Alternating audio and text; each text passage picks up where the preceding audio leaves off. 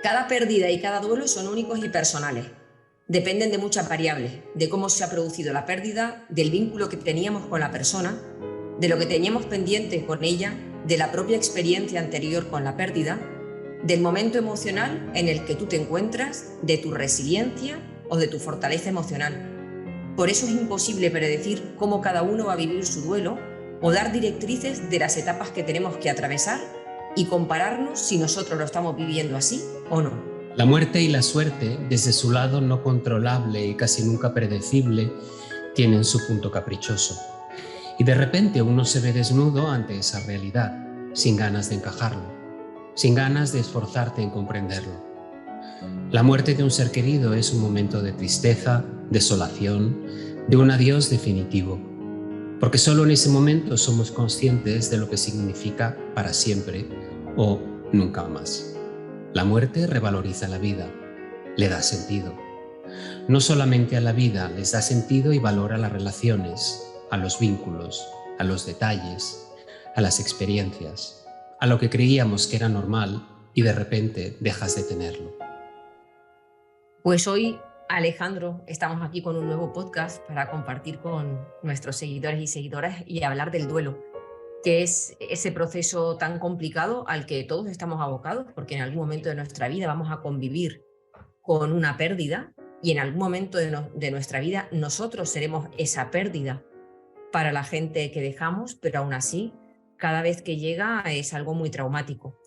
Y aquí, como psicóloga, tengo que decir que cuando ocurre el duelo, sí es cierto que hay como una serie de criterios para diagnosticar si es un duelo traumático, si no lo es, si es un duelo sano o no lo es, pero lo cierto es que cuando ahí me tocó vivirlo, no quise que me orientara nadie. Entendí que el duelo era como un proceso orgánico en el que cada uno tiene que vivirlo a su manera. Y ahora cada vez que me preguntan es lo que suelo trasladar. No hay un duelo bueno ni hay un duelo malo, sino que es un proceso orgánico para que cada uno lo viva desde su experiencia. Tú y yo hemos tenido dos grandes pérdidas muy significativas, tu madre y mi abuela. ¿Qué supone perder a un ser querido? Pues supone muchas cosas en distintos momentos, es decir, es un proceso. Uno cree antes de que ocurra que el duelo es una circunstancia y es como una puerta que se abre, tú la traspasas y se acabó. Y no, en realidad es una puerta que se abre al duelo. El duelo es lo que viene después de la puerta y es un camino. Es el mismo camino que sigues llevando, pero que has llevado hasta ese momento, pero es un camino lleno de cosas nuevas, de lecturas nuevas, de... Yo voy a decir una cosa que igual se va a entender mal, pero al final se entenderá bien. Es un camino maravilloso. A mí me ha traído tantas cosas, tanta cercanía conmigo mismo, yo hablo en mi caso, en el caso de mi madre, tanto acercamiento, tanto revisar mi vida con ella y tanto reaprender muchísimas cosas y valorar muchísimas cosas que en su momento no valoré, soñar con ella, aprender, siento que me está enseñando muchas cosas. No lo sé, yo soy muy feliz en mi duelo y a veces me siento culpable porque pienso, ¿estaré loco? ¿Sabes? Yo lo vivo también muy orgánicamente, ¿eh? No he querido a nadie en mi duelo y lo disfruto como yo disfruto las cosas, muy yo conmigo. Y a veces pienso, ostras, igual se me ha ido la pinza y estoy haciendo cosas que no, pero Yo creo que no. soy súper feliz, pero de verdad, o sea, quiero tanto a mi madre en su ausencia que a veces, no lo sé, le digo, qué bien que te hayas ido así, qué bien que estés así aquí, qué bien que estemos los dos así. No lo sé, es que no es una ausencia, sinceramente para mí no es una ausencia. Yo creo que esa parte de llevar el duelo como cada uno quiera y entender que todo lo que uno está sintiendo en ese momento es legítimo y es válido, en lugar de estar censurándonos, ¿no? Y haciendo juicios de valor. Mira, yo anoche me depelo raras veces, pero me depelé y recordé que íbamos a grabar hoy el podcast del duelo. Entonces me puse a pensar el día del funeral de mi abuela, la misa, ¿no? Eh, me dijo mi tío, ¿tú quieres decir unas palabras? Y dije, no, porque no estaba preparada. Pero anoche empecé a pensar lo que ahora hubiera dicho. Ay, qué bueno. Y, sí, y yo no hubiese subido arriba a decir, abuela, vengo aquí a llorarte. Yo tendría que haber subido, vengo aquí a reírte. Porque Claro. mi abuela era vitalidad. O sea, mi abuela era vitalidad, energía, era como un tsunami de emociones positivas. Entonces, no le hubiese hecho gracia, creo, que yo hubiese subido ahí a llorarla porque ella se despidió de mí y quería que yo estuviese bien. Entonces, a mi abuela había que reírla y hay que recordarla pues con todas las tonterías que hacía y con esa caradura que tenía, porque tenía mucha caradura, para salirse siempre con la suya. Entonces me dio por recordar anoche todas esas anécdotas graciosas por las que me enfadaba con ellas, porque yo vi en una... Mi abuela tenía adoración conmigo, pero también tenía adoración con mis hijos. Y entonces era una adoración insana, porque era de consentir, ¿no? Entonces yo veía que mi hijo cuando era pequeño, que siempre hemos comido muy sano en casa, pues de repente hubo un tiempo en el que yo veía que estaba el chiquillo engordando. Y yo decía, ¿qué pasa? Claro, y La abuela. un día bajo al piso de mi abuela, que vivía justo debajo mío, porque cuando se murió mi abuelo se vino a vivir justo al piso de abajo, le abrí la nevera y podía tener como 50 o 60 huevos Kinder. Y entonces atiborraba mis huevos Kinder. Qué Y eso crack. me llevó un cabreo con ella, ahora lo recuerdo, digo, pero qué cara dura tenía la tía para hacer siempre lo que le daba la gana. Claro. Sí. Y recuerdo que cuando se murió, todo el mundo viene a darte directrices. Es como cuando una mujer se queda embarazada, no comas jamón, no comas champiñones, no comas nada crudo, toma ácido fólico. Oye, deja que la mujer tome sus decisiones, informe. Pues con el duelo pasa lo mismo. Si Sí. tienes pesadillas, esto, a ver si, porque esto es una persona muy querida para ti, te va a quedar un trauma, igual tienes que resolverlo. Digo, déjenme en paz. Y yo, para el que le pueda servir, atravesé, que es un poco la siguiente cuestión que tenemos, que si es necesario vivir todas esas emociones. Pues no, hay gente que igual es capaz de entrada de estar en paz consigo misma por sus ideas religiosas o por el tiempo que ha vivido con su madre o por cómo la ha acompañado y quedarse completamente en paz. Gente que va a tener un sentimiento de culpa porque igual le da por pensar que tenía que haber resuelto carpetas o haber hablado con esa persona y no lo hizo, o personas que se sienten un poco perdidas porque no pudieron tener todo el tiempo. O sea, cada uno va a tener emociones distintas y todas las emociones son válidas. Yo recuerdo mucha pena, recuerdo muchas pesadillas, porque tengo mucha facilidad para tener pesadillas cuando algo se revuelve en mi vida y poco a poco ir saliendo de ahí. Y para mí me di cuenta de que mi duelo estaba sanando o llegando a término el día que puse la foto de mi abuela al lado de la Thermomix. O sea, para mí la cocina es un lugar sagrado, es un lugar en Ujú. el que yo reparto mucho amor en casa, y puse la foto al lado de la Thermomix y dije, ya está, digo, ahora que la tengo ahí, entonces cocinar y hablar con mi abuela era como, estoy en el momento en el que ya no duele con esa intensidad en la Ujú. que dolía antes, porque yo tenía hábitos con mi abuela. Yo con mi abuela hablaba todos los días 3 o 4 veces por teléfono, ya está. Me montaba en el AVE, hablaba con ella. Volvía del AVE, Patricita, te he visto en la tele, qué guapa. Ella, para ella siempre era la más guapa de todas. Da igual que saliese con la Mariló o con quien fuese, que no vamos, ninguno estaba a la altura. Digo, joder, digo, qué subjetividad. Y claro, yo ese impulso de seguir llamándola lo he tenido años. Ya. Estos 3 años me montaba en el AVE, digo, tengo que llamar a mi abuela. Digo, ah, no, pero ahora es cuando empiezo a darme cuenta y para mí ha sido muy sanador vivirlo como me ha dado la gana vivirlo. Mira, yo te voy a contar una cosa que me di cuenta ayer y pensé, esto no lo voy a contar nunca a nadie. Pues mira, ya lo estoy contando. Esto es lo que soy Que digno heredero de mi somos, madre. dos, somos dos Soy, bocas los dos. soy digno heredero de mi madre porque eso es lo que haría mi madre.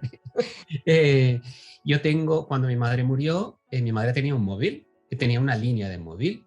Era una línea que se sacaba con la línea de mi hermana, es decir, ¿sabes? Cuando contratas una te dan otra, Sí, entonces, sí. bueno. Entonces mi hermana nunca dio de baja esa línea y el móvil de mi madre pues sigue ahí. Estaba apagado y a mí me dio el día de su el aniversario de su muerte, le dije a Mónica, a mi hermana Mónica, le dije, oye Mónica, ¿y el móvil de la mami dónde está? Dijo, aquí. Total, que lo encendí y lo tengo al lado de en mi mesita de noche. Y, y ahora la llamo. La llamo, la llamo y cuando me voy a dormir la llamo, suena su teléfono, lo descuelgo y entonces le cuento cosas. Le cuento cosas y, Y como además sus cenizas las tengo encima de la estantería, pues la voy mirando y le voy contando cosas con su, con su teléfono. Mm. Eh, pero yo sé que es una cosa muy normal, yo lo vivo muy normalizado. Es que la muerte es algo tendría que estar más normalizado, forma parte de la vida. Somos nosotros. Yo no sé, a mí me enriquece mucho saber que es cuando yo me muera, eh, ojalá haya alguien que haga lo mismo conmigo, ¿sabes? Que me Ah, recuerde como, que me quiera tanto como yo sigo queriendo a mi madre y a mi abuela, porque con mi abuela me pasa sí, exactamente lo mismo que a ti. claro, Yo claro. tengo esa relación de están de otra manera, pues bueno, la tuya ya está en tu cocina y está contigo con tu Thermomix. Bueno, pues la mía está en mi cama con su móvil, que tendrías que ver cómo es el móvil, cómo lo tenía, lleno de pajaritos y de adhesivos y de porquerías que casi no se ve la pantalla. Y son nosotros, están porque estamos nosotros. Mm. Sí, yo animo desde aquí. Hay mucha gente que cuando se le muere un ser querido tiene esa sensación de culpa porque siempre pensamos que podíamos haber hecho mucho más por la Sí, persona. Y sí. yo una vez hablé con Pachi Zaguirre, que es un psicólogo maravilloso, que tiene un Ujú. libro muy bueno que se llama Gestión del Duelo, maravilloso, y me dijo, Patri, ¿sabes lo que pasa? Que cuando se muere alguien tan querido también tendemos a idealizarlo. Sí, Y entonces, solo al estar pendiente de todo lo bueno que hacía por nosotros, todavía nos sentimos peor. Me dice, ujú, pero yo te animo a que escribas una carta en la que hables de tu abuela desde toda la parte maravillosa que tenía, pero también las cosas que no te gustaban de ella, para que la veas un poquito más humana. Y a mí eso me ayudó ujú. muchísimo. Es esa carta, ¿no? Donde, Claro, donde ponía todas esas puñeterías que mi abuela también tenía, claro. Y a mí también me consoló mucho cuando ella se fue pensar, bueno, pues igual yo, pues un domingo estaba cansada en mi casa y en lugar de irme a darle conversación me quedaba descansando. Y eso cuando se muere tú dices, jo, ¿y por qué no fui esa tarde? Pero luego yo pensé, digo, si yo ahora me muriese, digo, a mí me hubiese encantado que mis hijos esa tarde de domingo se quedaran descansando en sus casas, que no viniesen a claro, entretenerme. Y eso me claro. dejó también muy tranquila, saber que yo a mis hijos no les pediría más, sino que velaría más por su felicidad, más que estuviesen pendientes de mí. Y pensé, Exactamente. bueno, pues mi abuela también hubiese querido esto para mí. Y esos detalles me han dejado muy tranquila con ello. Yo creo que es muy guay eso que dices. ¿Por qué? Porque yo hago lo mismo. O sea, yo he hecho lo mismo con mi madre. O sea, yo a veces hablo con ella y le digo, mamá, es que eras tan pesada. Sí, mira que nos reíamos, pero eras tan tozuda y tan pesada y a veces lo ponías tan difícil. O sea, a veces es que te habría estrangulado. Y le digo todas esas cosas porque es verdad. Luego me río, porque me oigo y me río. Pero o sea, eran así, eran completas como somos todos, tenían sus cosas buenas, sus cosas malas, pero no por ello no por ello somos menos queribles. Que eso es Claro, aplicable a los que están vivos. No hay que esperar a que se mueran para hacer eso. Esta también es otra lección. No hay que esperar, o sea, idealizar a alguien vivo no es el buen camino tampoco, porque después pasa lo que, pasa lo que pasa, que nos desencantamos sin que ellos tengan ninguna culpa. Creo que es muy importante. Poder intentar verlos tal como eran, recordarlos tal como eran y no como las vírgenes y como los santos a los que tenemos que penar. No hay que penar. No se no. trata, el duelo no es penar. El duelo es una mezcla de muchas cosas, como lo son todas las emociones son una mezcla de muchas Exacto. cosas. Y también nos preguntábamos en el guión nuestro, ¿no? Si se puede mantener el contacto con la persona que se ha ido. Es que yo creo que esto es vital, ¿no?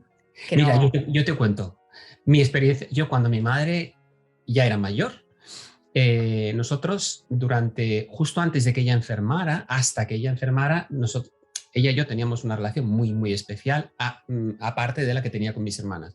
Entonces, cuando ella y yo estábamos solos, nos importaba mucho el después, ¿no? De la vida. Entonces, siempre estábamos buscando maneras de que ella se manifestara cuando se muriera. Entonces, empezábamos. Pues ella decía, a ver, pues tiraré libros. Y yo le decía, no, mamá, no tires libros porque en mi casa se caen muchos libros, con lo cual yo no voy a saber si eres tú o Si no. eres Tiene que ser tú. una cosa que sea un poco más reconocible. Entonces empezaba, pues tiraré la cortina de la ducha. Y yo le decía, no, mamá, no me tires la cortina de la ducha porque me voy a asustar. Tiene que ser algo como pequeño, pero que yo sepa. Y lo fuerte de todo esto, nos reíamos, no, tú no sabes lo que nos llegábamos a reír, porque ya se le ocurrían unas cosas, o sea, ya no te voy a contar. Pero es que ahora... es que, bueno, lo último que me ha pasado es una movida con unas flores, ¿no? Que de repente entre un ramo de flores aparece un tulipán albino, ¿sabes? Y que ni la florista ni yo habíamos visto, que yo lo veo al día siguiente de llegar a casa, estoy hablando con la florista de mi madre, le cuento cómo era mi madre, que era albina, que no sé qué, ella me habla de la suya, bueno, vengo a mi casa, ella me da 2 pomos de tulipanes rosas y cuando llego a casa veo que en el centro hay un tulipán albino. No es blanco, es blanco, pero Te pone la piel de gallina. está lleno de trazas rosas, o sea, formaba parte del pomo. Ese originalmente era rosa, pero se le había ido el color. Entonces le envié una foto a la florista y se quedó, yo creo que todavía está en tratamiento. Si hay que, si se puede mantener el contacto, hay tantas formas de mantener el contacto. Claro. Y muchas no las eliges tú. Ya, incluso estas casualidades, ¿no? Que igual alguien científico diría esto es una casualidad, pero interpretar esas casualidades como parte del proceso, Claro, aunque sea un momento de sugestión, a mí me parece algo como muy romántico, ¿no? Me parece totalmente. porque realmente en esta vida las emociones dependen mucho de la interpretación que damos a todo. Y si ese tulipán blanco lo interpretamos como una señal de mi madre, pues a ti te va a quedar en ese momento como un reposo de paz que me parece maravilloso. Aunque venga luego Stephen Hopkins y diga, eso no puede ser, digo, bueno, pues da igual, pero es que para mí sí lo es, ¿no? Que tú lo digas, mira, ya te digo. Eso díselo a mi madre si no puede ser. Bueno, Y otra cosa, fíjate, sí, es algo que has dicho antes y que yo tenía en la cabeza es lo de buscar información sobre el duelo antes de que, porque claro, el miedo al dolor lo que te lleva es a buscar información, ¿no? sí, sí. Como cuando te dicen, uy, tienes esta enfermedad que vamos a ver qué diagnóstico. ¿Y tú qué haces? Corres a internet y buscas y te vuelves loco y te deprimes y te tienes que tomar 6 tranquimacines. Bueno, pues pasa lo mismo con la muerte. Cuando tú ves acercar la muerte, ¿qué haces? Buscas mucha información. Entonces todo el mundo te dice, tienes que leer a Kobler, Sí. a esta mujer, tienes que leer a esta otra, porque trata el duelo, porque trata el no sé qué. Todos esos consejos. Y tú dices, pero a ver, no. Yo, sinceramente, a ver, yo lo he hecho, ¿eh? Yo he leído unas cuantas. Y es que no es una cosa, no es una ciencia, es una No. cosa tan íntima que cada uno lo va a vivir a su manera. Y lo bueno es eso, que cada uno lo vivimos a nuestra manera y que nos va a decir muchas cosas de cómo somos. Entonces hay que estar muy atento porque te dice mucho de ti, de tu personalidad, de tu emoción, de cómo recuerdas, de tu vínculo. Es muy bonito. Yo es que a mí el duelo, quizá porque estoy en eso y he sabido verlo así, sentirlo así, pero yo no buscaría información, yo lo viviría y Sí, lo entraría orgánicamente. sí, yo también lo creo. Y se puede estar de muchas formas en contacto, incluso llevando un pañuelo. Mi hija se quedó con pañuelos de mi abuela y cada vez que se pone uno me dice, me huelen todavía la abuela y mira que Sí, los hemos... claro, claro. Entonces yo creo que eso es una manera muy bonita de estar en contacto. Ahí me dio pena no quedar en más cosas cuando recogimos la casa, porque yo en ese momento reconozco que cuando llegó a ese momento en shock, ahí soy muy poco nostálgica, me gustaría serlo más. Ahí es como, quiero acabar con esto, quiero salir, no me llevo nada, no lo necesito y a toro pasado digo, qué pena no haberme... Ahí me da pena, pero en ese momento la nostalgia no me aflora, me viene después. Tendría Ya, que recordarlo para la próxima. ya. Bueno, también nos podemos preguntar si hay un proceso sano o si todo vale.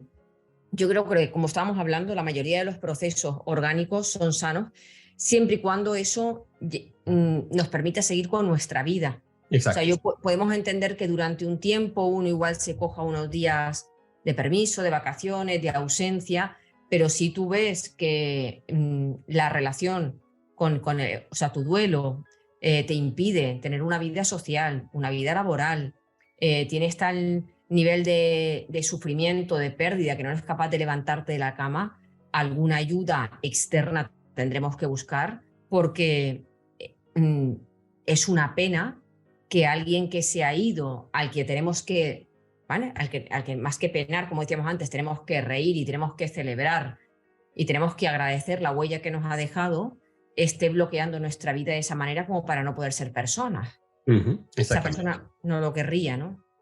Sí, además es que no hay que tener miedo a pedir ayuda en estos casos, porque son casos en los que precisamente es muy válida la ayuda muchas veces. El verte a ti mismo capaz de pedir ayuda es importante también. Pero sobre todo porque hay terapias que son de acompañamiento, simplemente para acompañar al duelo. Y no quiere decir que te hayas derrumbado, que tu vida se haya derrumbado, no, estás pasando por algo que es muy humano y a veces no sabes hacerlo. Bueno, pide ayuda y ahí pues, te llevarán durante un tiempo y después te dejarán solo, no es más. Yo creo que también es importante que las personas que están alrededor de alguien que está viviendo un duelo sean muy empáticas y respetuosas. Porque Mm, con el ánimo de ayudar, a veces llegan consejos que sobran. Primero no se pide permiso para dar un consejo. Oye, ¿quieres que te diga algo? ¿Quieres que saber cómo lo pasé yo? No, directamente es, pues te tienes que animar, pues esto no puede durarte tanto tiempo. Pues ya ha pasado el tiempo suficiente como para que empieces a conocer a personas nuevas. Si te hace, por ejemplo, si el duelo es con la pareja con la o pareja. si conoces a alguien pronto, parece que no te duela. O sea, enseguida hay un juicio de valor sobre tu manera de gestionar el duelo, tanto si rehaces tu vida profesional, personal, antes de lo que la persona estima oportuno o si tarda demasiado en hacerlo. Entonces, respetemos los tiempos de cada uno, porque el que tú empieces, por ejemplo, a salir o te vayas de vacaciones o sigas trabajando no significa que no te duela. Significa que igual tienes la capacidad para estar en otro tema a modo de distracción o porque tú crees que es tu responsabilidad. Pero enseguida los demás están juzgando cuánto de dolor estás sintiendo y si Sí, ese dolor es el oportuno o no es el oportuno. Cuando la sí. gestión del dolor es algo muy, muy personal, como el dolor físico. No a todo el mundo le duele la cabeza igual. Claro, es que es medir el dolor. Miden el dolor por el tiempo de duelo, por tu capacidad de reírte, por tu no capacidad de reírte. Es esa mirada externa que no siempre hace bien. Sobre todo, hay una cosa que es terrible y que yo no sé quién nos ha inculcado eso, y es cuando eres adulto. Sí, En nuestro caso, por ejemplo, muere tu abuela, muere tu madre, muere un mayor. Y cuando muere un mayor, lo primero que te dicen es, bueno, ¿qué edad tenía? Y tú dices, pues 80. Bueno, ya, o sea, joven, ya le pero no. tocaba. Sí, en el fondo del mensaje es, bueno, ya le tocaba, o sea, que tranquilito. Y tú dices, bueno, no sé si le tocaba, yo no pienso si le toca o no, yo lo único que sé es que se ha ido y tengo pena, ¿no? Eso es lo que uno piensa y no dice. Entonces, hay una cosa como de, bueno, como ya es mayor y tú también, pues acelera y aligera porque es ley de vida, con lo cual tu duelo tiene que durar poco. Y es al contrario, si tú has compartido 50 años de tu vida con una persona a la que quieres mucho, mucho, mucho, eh, la ausencia es muchísimo más dolorosa que si se te ha muerto una persona a la que hace 6 meses que conoces, supuestamente. Con lo cual, tu duelo tiene que durar lo que tenga que durar. No hay un tiempo para eso simplemente porque ya le tocaba. Es horrible decir eso, además, lo de ya le tocaba. ¿Qué quiere Sí, decir que ya le tocaba? O sea, ¿qué es esto? Que se te acabó la pila, Duracell, que somos que tenemos unas 2 pilas y ya sí, es está. como si midiésemos el dolor en función de la edad de la persona que se muere, ¿no? Exactamente, es así. No es así. Con lo cual, es el derecho que tenía de vida, bueno, pues ya lo ha experimentado, con lo cual, bueno, pues ya está. Date prisita porque no era un niño. Te piensas, no podemos estar siempre comparando y con estos baremos y con... No es, la vida no son baremos. La vida es experiencia personal, que no se puede medir. Queremos siempre medir porque queremos controlar y no es así. Y también es importante saber que los niños también lo pasan mal durante el duelo, que muchas veces son personas como de segunda categoría respecto al Sí, duelo. Parece que a los niños, primero a los niños se les oculta mucho, no se les pide opinión, oye, ¿quieres venir al funeral? ¿Quieres venir al entierro? Se les aparta como para evitar cuando ellos también en su proceso de duelo muchas veces quieren estar presentes y te lo piden. Entonces yo creo que a los niños no los tenemos que engañar, tenemos que contarles la verdad de una manera amable y pedirles, oye, hoy es el funeral, en un funeral pasa esto, o hay una misa, si se hace una misa, o hay una despedida, o quieres que escribamos una carta, o que le hagamos un dibujo, o sea, que les hagamos partícipes para que ellos también puedan cerrar sus Claro. carpetas, porque muchas veces esas cosas pendientes que tenemos con las personas que se van, cuando podamos, nos sentamos, escribimos una carta, nos despedimos, porque ponemos un pequeño altarito en casa si alguien quiere, con unas flores, ¿no? Pero hacer partícipes a los niños de ese proceso también es ayudarles a gestionar sus emociones y que también sepan hacerlo de mayores. Es que tenemos que empezar, precisamente yo creo que debería ser una, eh, o sea, no una obligación, pero sí tendríamos que tenerlo muy presente. Es decir, los niños tienen que estar educados en la existencia de la vida y de la muerte. No Claro, podemos evitarles eso, porque, bueno, cuando sean un poco mayores, no, porque es que puede pasar que de repente a los 6 años se les muera un compañero de clase. Entonces, sí, ¿qué haces? No, tiene que estar súper normalizado y tenemos que, pero claro, para eso tenemos que vivirlo nosotros claro, normalizadamente exactamente. y tenemos que compartirlo con ellos y ellos son muy listos y lo agradecen mucho que se les incorpore al duelo porque forman parte de, y es peor y no entienden que se les deje aparte, no lo entienden. Claro, claro, claro. Y hay que preguntarles cómo te sientes y qué entiendes en este Exacto, momento, qué exacto. significa esto para ti. O sea, hay que ayudarles en este proceso porque, claro, cuando a ti se te muere tu madre, esa madre es la abuela de ese niño, Eso ¿no? es, Y es la mujer del viudo que se queda, si se queda viudo. exactamente, Entonces, todo el exacto, mundo tiene ahí una participación y hay que preguntar, o sea, no puede haber alguien que sea más protagonista y alguien que le duela más, porque todos los que exactamente. están alrededor también tienen una conexión con esa persona y a veces parece que, claro, es que era como su madre, parece que todo el mundo tiene que estar alrededor de esa persona, pero es que hay otras personas sufriendo que a las que también tenemos que atender y escuchar y guiar, ¿no? Eso Y, es. y por último, Alejandro, tenemos también el duelo por otras situaciones, desde el duelo por una pérdida de trabajo al duelo por una separación, ¿no? O el duelo cuando una amiga te traiciona y sale de tu vida, ¿no? Ujú. Ahí también perdemos personas. Exacto. De hecho, a ver, nos pasamos gran parte de nuestra vida atendiendo a eso también, porque tenemos muchas pérdidas. Es que la vida es Sí, ganar y perder. No ganar, vencer, sino, bueno, eso, ¿no? Ganar cosas, perder cosas, prescindir.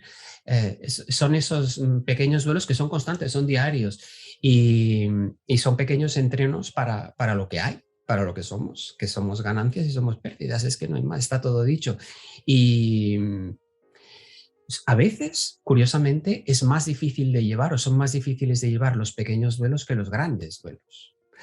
Y eso es lo que se nos escapa.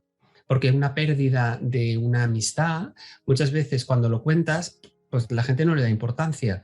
Pero nadie sabe, nadie puede, y volvemos otra vez con las medidas, con la vara de medir, nadie sabe lo que tú, las expectativas que tenías, lo que has invertido en esa amistad, o en un trabajo, todos tus castillos que habías hecho sobre ese trabajo, lo que te iba a cambiar la vida, lo que ibas a poder conseguir, ibas a poder hacer un cambio de casa, de mil cosas, la frustración que representa para ti. Con lo cual hay que tener mucho cuidado cuando alguien te cuenta o cuando ves a un ser querido que tiene una, entre comillas, decepción o un duelo con alguien o con algo, a ver cómo lo tratas, a ver cómo entras ahí, porque nunca sabes, esa es la punta del iceberg, pero nunca sabes lo que hay debajo de todo eso. Y para la propia persona, gestionar un duelo, por ejemplo, una ruptura amorosa o de pareja, a veces es hasta más complicado que un duelo por una persona que se va definitivamente, porque el que se va definitivamente tú terminas por encajar en tu cabeza que ya se ha ido definitivamente. Claro, Pero la persona que ha salido de su vida, a veces todavía nos queda la idea en la cabeza de que es recuperable, de que si yo cambio algo igual puede volver, ¿no? Y a veces esta persona también nos da información contradictoria para no hacernos daño y nos metemos ahí en un bucle muy raro que es muy complicado también de gestionar ese duelo, sí, ¿no? Porque el duelo por fallecimiento es aquí acaba y a partir, esto es lo peor y a partir de ahora todo es mejorar, pero el otro ujú. es como entrar no es algo muy lineal, sino que es como entrar en bucle y dar muchas vueltas y también es muy doloroso. Sí, porque además son ausencias en las que tú no sabes hasta qué punto tienes responsabilidad, qué papel juegas. Entonces ahí hay el planteamiento ese de tengo yo la culpa, he tenido hasta que me ha dejado, pero me ha dejado por otro, me ha dejado por nadie, me ha dejado, puedo hacer algo para recuperar, puedo no hacer, o sea, entramos ahí en un mundo, en ese mundo tan complicado. Cuando alguien muere, se acabó. Tienes que hacer un duelo, tienes que aceptar la ausencia y tienes que vivirla tú contigo, pero no hay más. Bueno, ya para ir acabando, nuestro consejo es que cada persona viva su duelo de una manera orgánica, que Así todas es. las emociones que sentimos, la pena, la culpa, la rabia incluso por haberse ido, porque yo a veces decía, pero abuela, ¿por qué? O sea, también son válidas, ¿no? Que si pensamos que nos quedaron cosas por decir, tenemos la libertad de coger una libreta, un diario, una carta y escribirle a la persona, cerrar la carpeta, que está bien hablar con la persona y está bien no hablar con la persona, Uh-huh, que le pidamos al resto de la gente alrededor que nos dejen en paz uh-huh. y que si nos apetece pedir consejo lo pidamos también y que si en algún momento de nuestra vida vemos que estamos bloqueados y que nuestra vida no avanza, siempre podemos pedir también ayuda profesional y que Exacto. todo lo que estamos sintiendo es válido y que como externos dejemos de juzgar y aconsejar qué tienen que hacer las personas, que dejemos que cada uno viva su duelo de la manera en que quiera. Yo acabaría aquí recordándole a la gente lo que es la silla vacía, de la que tú hablas muchas veces en tu libro. Ay, sí, sabes que yo sigo teniendo una silla vacía en mi casa. Por Eh, eso. la veo desde aquí. Bueno, la silla vacía es esa silla que yo tengo en mi caso por mi madre en la mesa del comedor. Es la silla de las ausencias en la que siento a todas aquellas personas que ya no están y que siguen estando aunque no estén. Entonces, en todas las celebraciones está esa silla para que vayan sentándose y vayan incorporándose a la familia a la que nunca dejaron. También quiero decir que hagáis lo que hagáis, no estamos locos y que esto sí se dice. Hasta el próximo podcast. Hasta el próximo.